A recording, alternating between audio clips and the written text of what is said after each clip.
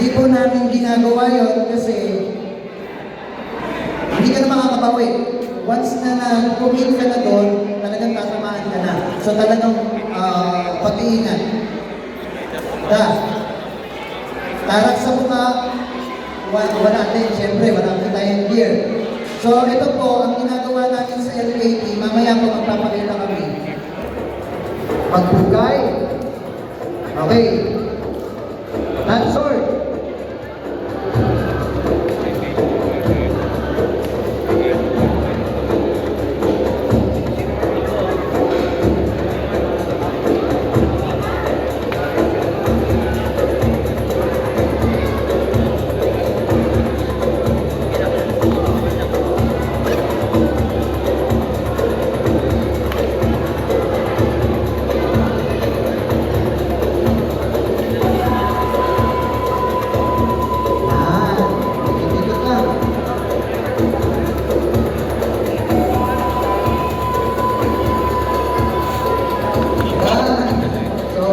Putos, ano?